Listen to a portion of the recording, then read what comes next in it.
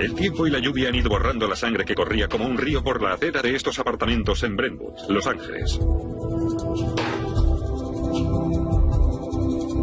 Hoy en día el sol brilla sobre la autopista 405, escenario de la famosa persecución. Y brilla en los campos de golf, donde la leyenda del fútbol americano, declarado inocente de 2 asesinatos, pasa gran parte de su tiempo. De vez en cuando, algún desconocido se le acerca y le pide un autógrafo. Parece gustarle.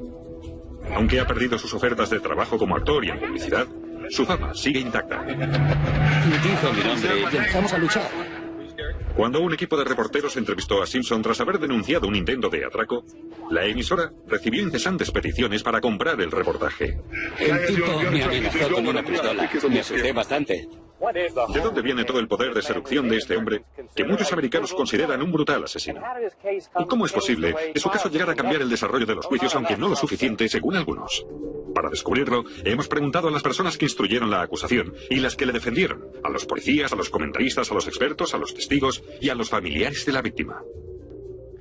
Para algunos el caso Simpson simboliza el hecho de que si tienes dinero te libras de cualquier cosa, algo como justicia para famosos. Para otros simboliza la discriminación con la que el sistema jurídico trata a los negros. En realidad Simpson es todo lo que tú quieres que sea.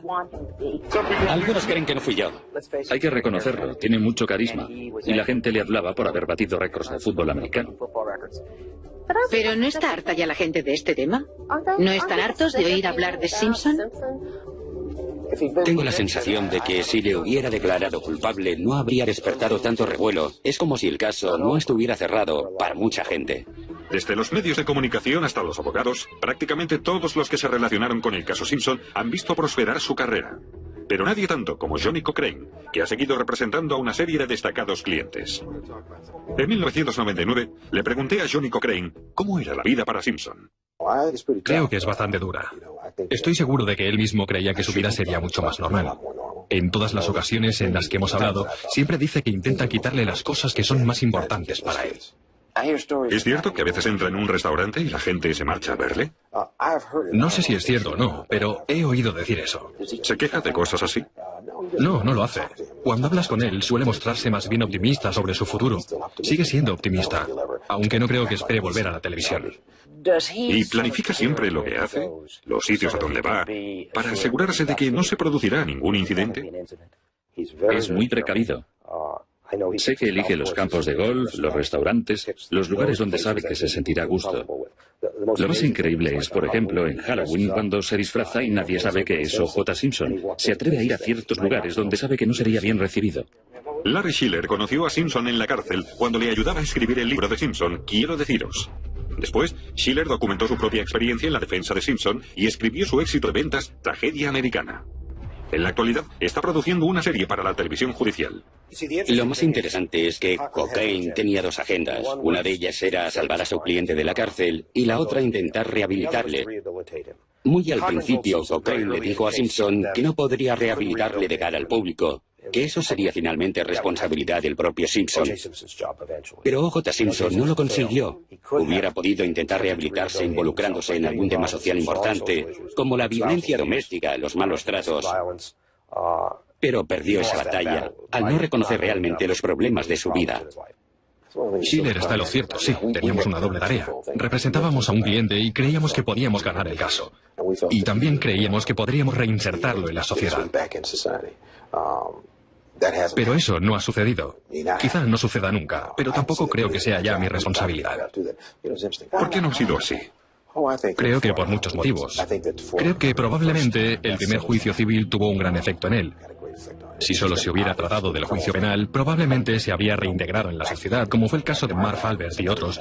Pero creo que el veredicto del juicio civil tuvo un efecto devastador. En 1997, los Goldman ganaron un juicio contra O.J. Simpson en el que pedían $33 millones. En 2001, el Tribunal Supremo de California confirmó esa decisión, pero como los ingresos de Simpson, de $300.000, proceden de sus pensiones, los Goldman no pueden tocarlos. Antes del veredicto, Simpson estaba tan seguro de recuperar su reputación que incluso hizo un anuncio para un bufete de abogados. Hola, soy O.J. Simpson de 1800 Low Hill. Una de las cosas más importantes que tenemos en este país es que se haga justicia. ¿Qué opina del anuncio que hizo para el bufete? Fue muy deplorable que alguien intentara utilizarle.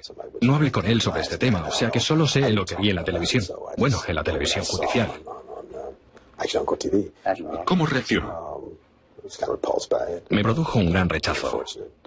Me pareció muy poco correcto, dadas las circunstancias. Me pareció muy mal. La forma de hacerlo, el momento, estuvo muy mal. Me quedé asombrado cuando me enteré de que OJ había salido en un anuncio para una asesoría jurídica, un bufete de abogados. Dije, vale, ¿cómo acaba el chiste? Creía que se trataba de una especie de chiste. Clarence Page es un columnista del Chicago Tribune que ha escrito acerca del caso de OJ Simpson y la actitud de la comunidad negra hacia él. Según dicen, aquel anuncio iba dirigido a ciertas comunidades minoritarias en particular, teniendo en cuenta que OJ sigue siendo bastante popular entre los negros, pero es muy irónico, incluso humorístico, pero cierto. ¿Quién mejor que OJ Simpson para encontrar un buen abogado? ¿Qué opina de él actualmente? Hoy en día no resulta fácil describir certeramente a nadie, pero sobre todo en este caso, porque ese hombre es una especie de paria, aunque un paria controvertido, porque en ciertas comunidades sigue siendo una especie de héroe, mientras que en otras es el paria perfecto, el chiste perfecto para los programas humorísticos de la última hora de la noche. Lo más intrigante es que, sobre todo para la comunidad afroamericana, en este caso no se enjuiciaba a OJ Simpson, era un juicio contra todo el sistema. A continuación, la imagen que conmocionó a la América blanca. Si la víctima no hubiera sido Nicole, sino Marguerite, su primera esposa, una mujer negra, no habría sucedido todo eso. La gente no se habría congregado en las escaleras de los juzgados para quemar su camiseta. Todo gira alrededor del racismo y por eso obsesiona tanto este caso.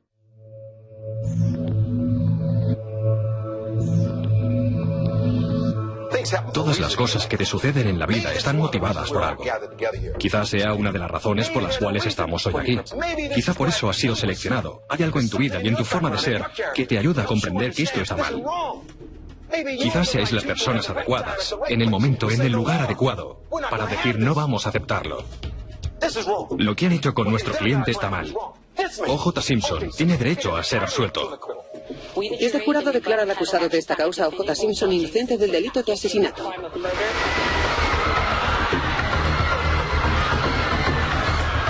No sé por qué se alegraron tanto, y por eso me parece tan triste, porque se perdió el sentido del proceso. Estaba tan contaminado por las cuestiones raciales y políticas que ya no sabías de qué iba aquel juicio. Ya no se trataba de que hubiera asesinado a mi hermano, aquello se había convertido en algo secundario. OJ Simpson fue absuelto. Muchos consideraron que la imagen de estos estudiantes vitoreando y celebrando el veredicto era la culminación de la estrategia de una defensa que aprovechó el resquemor de la comunidad negra ante un sistema judicial racista. También se interpretó como una compensación por la absolución de los policías blancos que apalizaron a Rodney King. En aquel juicio ningún miembro del jurado era negro. Creo que la defensa de Simpson, basada sobre todo en el tema racial, fue completamente irresponsable y causó un daño indecible a nuestra sociedad, no tan solo a nuestro sistema judicial, sino a la sociedad en general. Abrió unas heridas que tardarán mucho en cicatrizar. Tanto si estás de acuerdo con el veredicto como si no, ¿cómo puedes decir que el sistema no funcionó como estaba previsto? Sean Chapman fue defensora pública durante 5 años antes de trabajar con Johnny Cochrane y dice que los blancos no entienden de qué se trata realmente. Nunca han sido estupendas, ni lo son ahora. Las relaciones raciales no son estupendas. A nadie le gusta hablar del tema, y por eso el juicio contra OJ Simpson fue tan importante. El veredicto fue muy importante porque creo que fue una especie de llamada de atención para que todo el mundo reconociera la existencia de esta increíble división. Pero el toque de atención solo sirvió para confirmar que el conflicto racial era una buena estrategia para defender un caso imposible de ganar. Que se podía convencer al jurado para que ignoraran las pruebas y absolvieran a un hombre culpable en un proceso llamado anulación del jurado. Recibo constantemente llamadas acerca del caso Simpson. Muchos planifican sus grandes procesos pensando en el caso Simpson. Lori Levinson es profesora y exdecana adjunta de la Escuela de Derecho de Loyola de Los Ángeles. Los telespectadores ya la conocían por sus comentarios jurídicos acerca del caso Rodney King, cuando el caso Simpson le proporcionó más audiencia. En algunas ciudades grandes, sobre todo en Los Ángeles y Washington D.C., después del caso Simpson, era evidente que los jurados se sintieron poderosos. Podían entrar en la sala del jurado y podían anular el proceso. Podían decirle al tribunal, no me importa si las pruebas son contundentes, no me importa lo que diga la ley, no creemos que el sistema judicial sea justo y vamos a hacerlo más justo con un veredicto absolutorio. Lo que sucedió en este juicio fue que los abogados de la defensa crearon escuela para los abogados defensores de todo el país. Todos los abogados siguieron muy de cerca todo el proceso. Phil Van Natter y Tom Lange fueron los detectives que investigaron los homicidios de Nicole Simpson y Ron Goldman. Phil y yo hemos hablado mucho del tema con otros agentes de policía. Y sabemos que eso sucede muy a menudo. Que muchos abogados defensores, incluso en casos menos relevantes, ajenos a los medios de comunicación, utilizan ese tipo de tácticas. Anulación por parte del jurado. Jugar con la carta de la raza, por ejemplo, aunque no haya nadie con quien jugar. Creo que la anulación por parte de los miembros del jurado de raza negra ha ido en aumento, junto con el desproporcionado aumento de las penas de cárcel para los jóvenes negros. Paul Butler es profesor de Derecho en la Universidad George Washington. Es también un defensor de la anulación del jurado en los juicios por delitos de drogas, que en su opinión han llevado a la cárcel a demasiados jóvenes negros. Sin embargo, considera que la anulación es algo separado y sin conexión con el caso Simpson. Cuando dice que es un fenómeno distinto, ¿a qué se refiere? Creo que no tiene relación. Sí es cierto que muchos ciudadanos blancos pensaron que en el caso Simpson se produjo una anulación, pero en mi opinión se equivocan. Los miembros del jurado, que por cierto no eran exclusivamente afroamericanos, dijeron que no era una anulación, dijeron que basaron su veredicto en la duda razonable. No es el primer culpable que ha sido absuelto, ni será el último, seguro. Así es como funciona el sistema. Rodney Harmon es un fiscal del distrito de Oakland, California. Reconocido experto en las pruebas del ADN, colaboró con Marcia Clark y Chris Darden para vincular la sangre de Simpson con el crimen. A pesar de sus críticas a la labor de Clark y Darden, Harmon no ve nada poco ético en las tácticas de la defensa de Simpson. La gente ha criticado al equipo de la defensa. Su obligación era hacer todo lo posible para defenderle. No tenían ninguna obligación de asegurarse de que sus estrategias no desencadenaran un nuevo conflicto racial. Su obligación era beneficiar al tipo que defendían, ya sea como abogados contratados por él o como abogados de oficio. Joe Ellen Dimitrius trabajó en la defensa de Simpson. Cree que la reacción de los ciudadanos blancos ante la absolución de Simpson sigue igual. No pasaba ni un solo día sin que alguien me preguntara acerca del juicio. Incluso ahora, si voy a ciertos lugares, los miembros de la comunidad afroamericana me tratan como a uno de los suyos, porque trabajé en la defensa de Simpson, mientras que los blancos vienen y me critican. Dicen que aquello fue una blasfemia. A saber qué quieren decir con eso. Pero las cosas siguen estando así hoy en día. ¿Cree que este caso ha tenido algún efecto positivo o solo negativos? Uno de los efectos positivos tiene que ver con el papel que tuvo Johnny Cochrane en el caso. Creo que ahora la gente confía mucho más en la capacidad de los abogados afroamericanos, y no podemos subestimar la importancia de este hecho.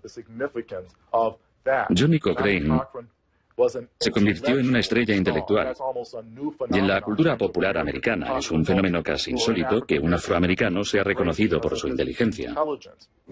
Todo ese asunto sobre convertirte o no en un gran abogado y en un mal ciudadano, bueno, pues eso es una tontería. En primer lugar, sé mucho sobre los temas raciales, porque he sido un afroamericano durante toda mi vida. O sea que entiendo muy bien todo ese problema. Lo he vivido y lo he superado. Para Phil Van Natter, todo ese asunto fue racial. Creo que hay abogados defensores mucho mejores que esos chicos. No me cabe la menor duda. He visto abogados defensores mejores. Creo realmente que aunque esos chicos se hubieran quedado allí sentados sin decir palabra, el resultado del juicio hubiera sido el mismo. Culpo más al juez que a los abogados de la defensa, porque el juez no debería haber permitido que el tema racial hubiera tenido un papel tan relevante en ese caso. Ni siquiera debería haber permitido que se hablara de ello, y mucho menos que se convirtiera en el tema prioritario del juicio. No tenía la más mínima importancia para dilucidar la culpabilidad del acusado. Además, Simpson había pasado toda su vida huyendo de la comunidad negra. Creo que muchos ciudadanos afroamericanos opinan que el señor Simpson es culpable. En la cultura afroamericana actual, en el hip hop, es ya normal que se diga que el señor Simpson cometió un asesinato impune. en parte gracias al fantástico abogado de la defensa y en parte porque el Estado no supo demostrar su culpabilidad. ¿Puede un famoso ser declarado culpable de asesinato? Creo que Simpson es culpable. Si observabas la actitud del jurado, te dabas cuenta de que estaban enamorados de él.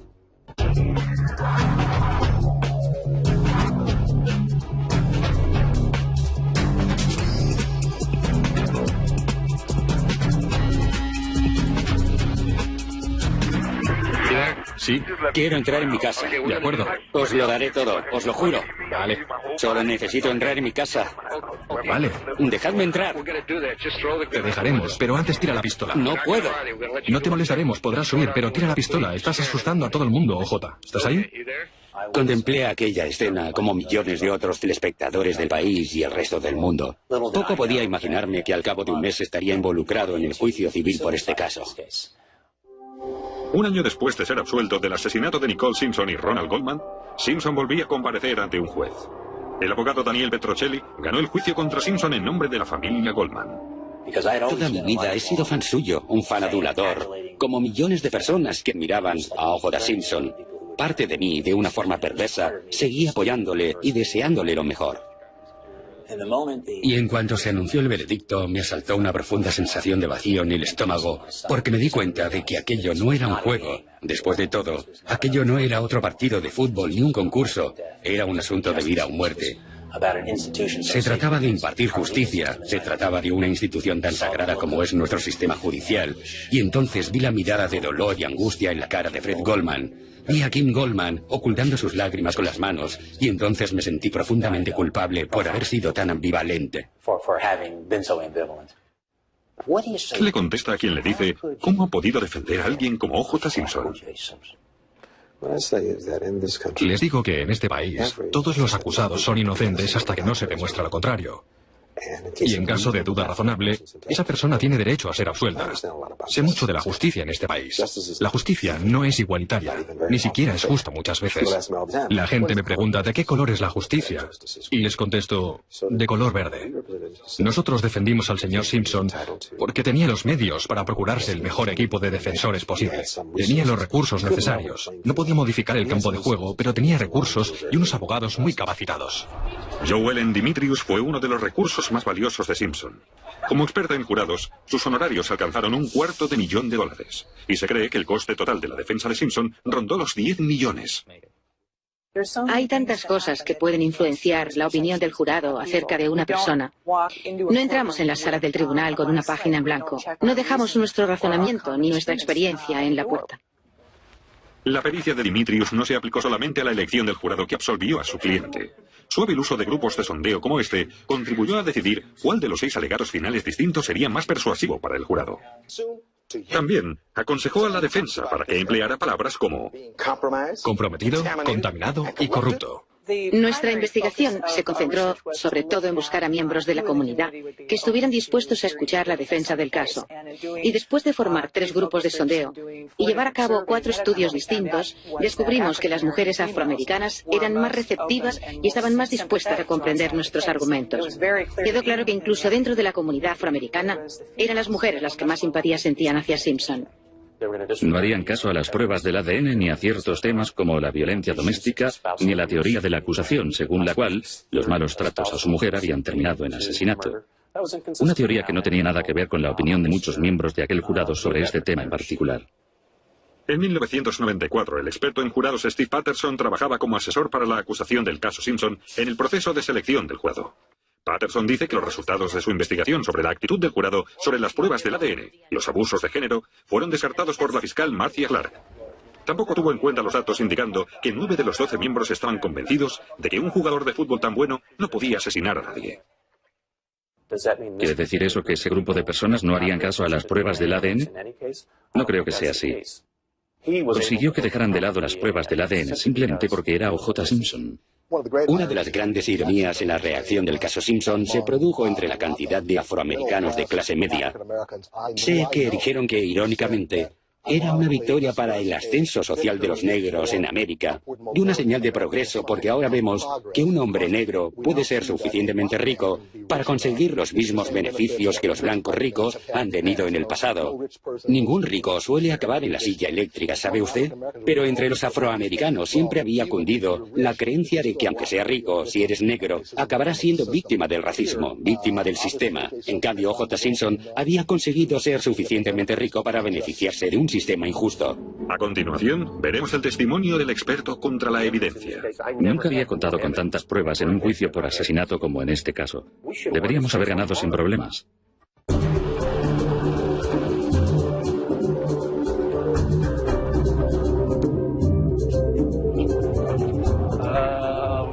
Manos a la obra. Científicamente, este caso significó algo realmente extraordinario, pero además tuvo un impacto enorme. Cuando el científico forense Henry Lee testifica, los miembros del jurado escuchan. Su reputación como experto es de una solidez inquebrantable. Cuando declaró por la defensa de Simpson para evaluar el trabajo de la policía de Los Ángeles en el escenario del crimen, su declaración podía resumirse en 2 palabras. Estuvo mal. Hoy en día las cosas no pueden irle mejor a Henry Lee. Recibimos a diario cartas de gente que nos escribe porque quieren convertirse en científicos forenses. Es increíble que haya tanta gente que quiere convertirse en científicos forenses. Hay tantos padres que me traen a sus hijos, que me dicen, mi hijo quiere ser como usted. Es todo un honor. Desde el juicio de Simpson, Lee es el presentador de una nueva serie televisiva sobre delitos y procesos judiciales. Y trabaja como asesor de la policía, además de impartir conferencias. Esta noche hablará ante un grupo de profesionales médicos chinos, pero podría ser un grupo de detectives de homicidios. Todos quieren que les hable del caso de O.J. Simpson y Lee se pliega a sus deseos.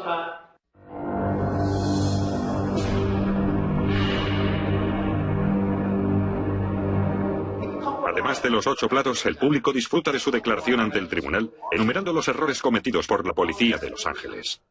¿Ven ustedes lo mismo que yo? ¿Sí? ¿Esta muestra está seca o no?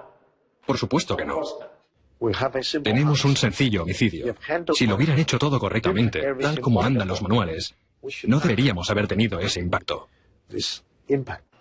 Gracias al testimonio de Lee, el laboratorio criminológico de la policía de Los Ángeles fue objeto de examen y de una drástica revisión. No tan solo fue en Los Ángeles. Si observas las mejoras que han tenido lugar en los laboratorios criminológicos, no es ninguna coincidencia que después del caso Simpson, la Policía Científica de Los Ángeles fuera expurgada, al igual que la Oficina del Juez de Instrucción, incluso el FBI, en anticipación del caso McVeigh, ni que todos los laboratorios de criminología de todo el país se dieran cuenta de que iban a ser puestos en tela de juicio. Nadie podía ya dar por supuesto que la policía supiera cómo procesar las pruebas. En cuanto a cómo se trataron las pruebas, yo daría a toda esa investigación un decidido sobresaliente. Quizá no una matrícula de honor, porque siempre hay cosas que harías de otra forma. En ningún otro caso de asesinato había dispuesto de tantas pruebas como en este. No sé qué opinará Tom, pero yo puedo decirlo sin ningún tipo de problemas. Después de trabajar tanto tiempo con homicidios en la ciudad de Los Ángeles, deberíamos haber ganado ese caso con los ojos cerrados, no cabe duda. Las discrepancias entre los 2 detectives y Henry Lee no se limitan a las pruebas. Mientras Lee predice un brillante futuro para la ciencia forense, Lang y Van Natter dicen que están preocupados por el mensaje que el juicio de Simpson mandó a la policía, a los técnicos que recogen pruebas en el escenario del crimen. Si fueras un criminalista en el departamento de policía de una gran ciudad y vieras la declaración de Dennis Fang y vieras lo que le hicieron a Dennis Fang, ¿cómo te sentirías? ¿Qué dice al respecto, señor Fang? Te darías cuenta de que en cualquier momento te sucederá lo mismo a ti. Te deja aterrorizado. Yo pude soportar la presión. He testificado millones de veces. Creo que la primera llamada telefónica fue realizada hacia las 5:15 o 5:30. Le pregunto si este documento le refresca la memoria. No, solo unas notas. ¿De quién son? No lo sé. ¿Por qué están en el expediente? No lo sé. ¿Quién los puso ahí? Obviamente fuimos nosotros. Alguien las trajo, quizá el sargento Rossi, no lo sé. Todos esos policías jóvenes en todo el país vieron cómo fueron las cosas, cómo se observó bajo un microscopio la actuación de Lange y la mía, y me gustaría ver a cualquiera cuyo trabajo fuera sometido al mismo escrutinio, como lo fuimos nosotros. Francamente, me sorprende que no cometiéramos más errores de los que cometimos. Tienes mucho tiempo, días, semanas, meses, años para pensar. Hubiéramos podido hacerlo de otra forma. Si no te lo replanteas así es porque no estás haciendo bien tu trabajo. De hecho, se sacaron varias fotografías de una mancha en la puerta principal, ¿no es así? Creo que sí. Y no se tomaron de la puerta de atrás, ¿verdad? Así es. Eso fue un error, pero fue el error de otros, ¿cierto? Podría calificarlo de error, sí. Ambos policías dicen que 2 errores menores. Una muestra de la sangre de Simpson que Phil Van Natter transportó a la casa de Simpson desde el cuartel general de la policía y una gota de sangre crucial que no se encontró en la puerta trasera hasta varias semanas después de los asesinatos. Fueron utilizados por la defensa para dinamitar todas las pruebas recogidas. Sí, creo que uno de los aspectos en los que estuve personalmente involucrado y que más lamento fue que no realicé un repaso final en Bundy. Por lo tanto, acepto plenamente mi responsabilidad. Si hubiera realizado ese repaso final, no habría aparecido más tarde aquella mancha de sangre en la puerta de atrás. De haber realizado aquel repaso, la habríamos recogido como todo lo demás. Eso de que entregué la sangre a Dennis Fang es un procedimiento normal. No hice nada incorrecto. Lo he hecho en otras ocasiones. Pero ojalá me hubiera dicho a mí mismo, oye, espera, será mejor que se la dé a alguna gente y le diga, guárdame eso hasta que consiga que Dennis Fang venga a buscarlo para asegurarnos de que esté siempre bien custodiado. Yo me digo, ¿por qué se le da tanta importancia? Solo tenemos que aprender de esto. La próxima vez trabajaremos mejor. Pero fue su testimonio lo que contribuyó a liberar a Simpson. ¿Opina, pues, que es inocente? Yo no estoy sentado en la sala del jurado. Solo vi una parte de todo el asunto, la parte en la que estaba involucrado. No tuve una visión del conjunto.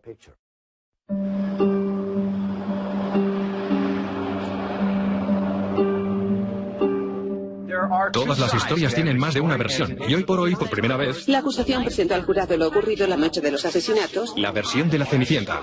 Acabamos de recibir una noticia de última hora. Según la defensa, Max Córdoba no es un tema cerrado. No cabe duda de que volveremos a oír hablar de él. Presentada por la fiscal Marcia Clark. Fue un espectáculo televisivo de primera. El juicio se emitió en horario de culebrones. Todas las personas involucradas eran como personajes de culebrón. Creo que la gente no aceptaba la realidad, no quería creer que todo aquello era real. Nunca olvidaré que en los alegatos finales, uno de los periodistas dijo, entonces, ¿cómo terminará todo? ¿Cómo será la gran escena final? Y una persona que lo estaba viendo a mi lado dijo, pero bueno, eso no es el final de una gran película de estreno. Y todo el mundo pareció decepcionado. Durante todo el caso, los medios de comunicación y los abogados lo habían convertido en una especie de espectáculo deportivo en lugar de un juicio. A diario nos informaban de quién estaba ganando, y no es así como debería funcionar un juicio. No tengo ni idea de cómo va hoy ese proceso. Sí que lo cambió todo, pero no podía ser de otra forma. Con tanta atención de los medios de comunicación y las cámaras filmando, y el hecho de que fuera una estrella del deporte, como en un culebrón, tenía tantos elementos extraños que por eso se convirtió en algo distinto. No es muy probable que en ningún otro juicio participe otro Kate O'Kane, aspirante a actor, testigo de cargo y bufón de la corte. Cuando estás involucrado en algo, no era yo mismo, no estábamos buscando publicidad, la publicidad vino por sí misma. Estuve en el programa de Larry King, en el de Barbara Walters, luego en la CNN, en Entertainment Tonight, en Access Hollywood, en el programa de Dan Rather, en la cena con el presidente Clinton, en todas partes. Me entrevistaron tanto como a Mónica Lewinsky. Es increíble, pero ahora cuando alguien es acusado de asesinato, antes de contratar a un abogado, contrata a un relaciones públicas. Es un detalle muy significativo. Podría calificarse de fenómeno Simpson, porque la gente se ha dado cuenta de la importancia que tiene el impacto en el jurado, que es mejor airearlo todo delante de la opinión pública, porque si esperan a que se celebre el juicio, quizá entonces sea demasiado tarde. Sin embargo, fue la Cámara emitiendo la causa penal de 9 meses la que quedó en entredicho. Voces críticas dijeron que los abogados, conscientes de la atención de los televidentes, se comportaron más como actores que como abogados y prolongaron el juicio. Bueno, puedo hablar de mi propia experiencia. Sabíamos cuando la cámara nos estaba enfocando. ¿Dónde estaba? Estaba en la pared y podías verla enfocándote. Todo el mundo quería hacer méritos a cada momento, con cada palabra. Todo el mundo quería ganar el caso con todos los argumentos y en todos los momentos del juicio. La gente empleaba numerosos adjetivos, numerosos adverbios, que estoy seguro no eran necesarios. Espero que no sea así como se desarrollan normalmente los juicios. Defienden con vehemencia que la sanción no debería repercutir en detrimento del acusado, pero no lo hace. Repercute en detrimento del testigo. Pero lo cambió todo. Porque tenías la sensación de que además de querer convencer al jurado, todo el mundo intentaba convencer a todos los telespectadores del mundo entero de lo justo de sus afirmaciones. Me parece increíble que estemos discutiendo sobre si esa jeringuilla fue utilizada en la enfermería de la policía de Los Ángeles. Me parece asombroso que hayamos caído tan bajo. El juicio se salió de madre. El juez tiene la responsabilidad, cuando los abogados actúan, de avisarles, de darles un toque. Pero el propio juez estaba muy impresionado con las cámaras. Por eso tuvieron tanto impacto en este caso, mucho más que en cualquier otro. Creo que para mucha gente, cuando utilizamos cámaras, grupos de sondeo y juicios ficticios, la cámara termina fundiéndose con el decorado. La gente ni siquiera la ve y se concentra en lo que está ocurriendo. Y creo que lo mismo sucedería con los participantes en un verdadero juicio, con una cámara situada en un lateral de la sala. Al cabo de cierto tiempo desaparece para el público. A Lori Levinson le parece muy peligroso que no haya cámaras para cubrir un juicio. El problema de negar el acceso de la cámara a la sala es que los medios de comunicación deben trabajar casi clandestinamente. Seguirán mostrando fotos y seguirán publicando entrevistas, pero su información no será tan fiable. Entrevistarán a personas que no hablan bajo juramento y que no aparecerán como testigos ante el tribunal. En lugar de eso serán testimonios falsos porque son lo único que tienen los medios si no pueden entrar con sus cámaras en la sala.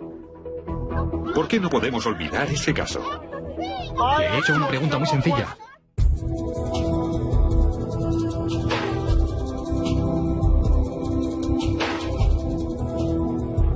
Ha llamado a urgencias. ¿Podrían venir ahora mismo al 325 de Gretna Green? Ha vuelto. ¿Qué aspecto tiene? Es O.J. Simpson. Seguro que sabe sus antecedentes. ¿Podría venir alguien? De acuerdo, ¿qué está haciendo ahí? Acaba de llegar en su coche. ¿Pueden venir ya? ¿En qué tipo de cosa ha llegado? Lleva un Bronco blanco. Ha roto la puerta de atrás para entrar. Bien, ¿cómo se llama usted? Nicole Simpson. No creo que nadie pueda olvidarlo nunca. Es algo que hemos vivido. Estábamos allí. Nos ha pasado a nosotros. Y es imposible que podamos olvidarlo jamás. Sobre todo aquella llamada. Aunque haya perdido a su hermana, Denise Brown dice que mantiene vivo el recuerdo de Nicole. Como directora de la organización de beneficencia, Nicole Brown sigue con su lucha contra la violencia doméstica. Una lucha que empezó con su angustiado testimonio. Nos quería echar a todos de su casa. Cogió a mi hermana, la lanzó contra la pared. Volvió a levantarla y la echó de casa. Ella se cayó. Se cayó sobre los codos y sobre las nalgas. Entonces Nicole, él le tiró cosas a la cabeza. Estábamos todos gritando y llorando. Entonces él me agarró y me echó de la casa. Denise Brown dice que ha llegado a entender la pauta de los malos tratos que sufrió su hermana. Una pauta que en su opinión culminó con el asesinato de Nicole. A veces pienso, Dios mío, si hubiera sabido, si hubiera seguido por ese camino, creo que habría enfermado de veras. Creo que me habría ido consumiendo por dentro. Me habría sentido horriblemente culpable. Pero como no lo sabía, no me siento culpable. No puedo sentirme culpable por algo que no sabía. ¡Es un asesino! ¿Por ser negro? ¡Él la mató! Le he hecho una pregunta muy sencilla. ¿Qué cree que tiene que suceder para que la reacción al caso Simpson desaparezca de una vez? Creo que hay otras cosas que espero que nos hayan ayudado a avanzar y hablar más de las cosas que nos unen que de las que nos separan. Probablemente durante el resto de nuestras vidas, las personas que tienen una opinión fija sobre este caso no cambiarán de opinión. Por eso ya no intento convencer a nadie para que cambie de opinión. Lo hemos intentado, pero ya no. Creo que debería presentarse otro juicio muy sonado a algún personaje famoso. Pero espero que no suceda, espero que sea la única vez. Pero tendría que suceder algo que intrigara a la gente. Tendría que ser otro juicio sensacional. Nada nos hará olvidarlo. Él mismo no nos dejará olvidarle. Quizá no tenga la importancia que tuvo, pero tiene su libertad y siempre habrá alguien que le siga pagando para que haga algo. Aunque el caso Simpson agotó y frustró a toda la nación, creo que quizá podamos sacar algo positivo de todo ello. Aprendimos muchas cosas. Abrimos los ojos ante unos problemas que siempre han estado presentes, pero que no queríamos ver. Un día estaba sentado al lado de Simpson en la cárcel mientras estaba entrevistándole durante varias horas y le dije, ¿qué efecto crees que tendrá la muerte de tu mujer? ¿Qué crees que la sociedad podrá sacar de ello? Porque todas las tragedias tienen un efecto positivo. Pero él se quedó petrificado, no entendió lo que quería decir. Le dije, ¿no crees que el problema de la violencia doméstica se tomará ahora mucho más en serio?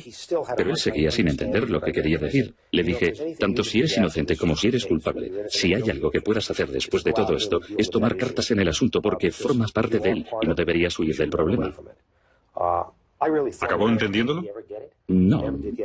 No, y pensé... Sigue negando la realidad hoy en día. Creo que sí. Mucha gente me dice que lo supere, que lo deje estar, que siga adelante, que ya es hora de que lo olvide. Pero no es tan fácil. Sigue suscitando la atención de la gente. La cámara le sigue por todas partes y todavía puede entrar en mi sala de estar. Cada vez que aparece en mi televisión sufro un momento de terror. Sigue estando presente y la gente sigue interesándose por él. El hecho de que tenga tanto poder sobre los medios de comunicación me pone furiosa.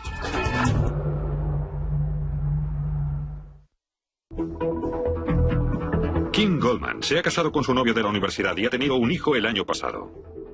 Kate O'Kaylin aparece a menudo en la tele y ha creado programas de reality. Recientemente ha vendido un programa llamado Invitados en Casa. El juez Lance Sito sigue ejerciendo en el Tribunal Penal de Los Ángeles. Tras ganar $4,2 millones con un libro sobre el caso Simpson, Marcia Clark trabaja ahora como comentarista de temas jurídicos. Christopher Darden también escribió sobre el caso y ganó $1,3 millones. Ahora trabaja en el sector privado en Los Ángeles y también es comentarista de temas jurídicos. En cuanto a O.J. Simpson, tiene ahora 56 años. Se mudó a Miami en el año 2000 y compró una casa de $570,000.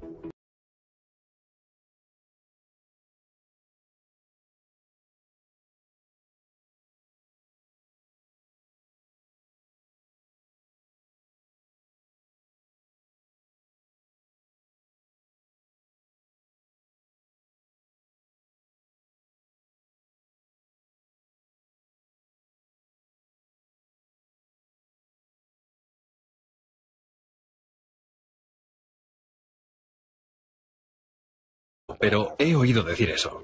¿Se queja de cosas así? No, no lo hace. Cuando hablas con él, suele mostrarse más bien optimista sobre su futuro.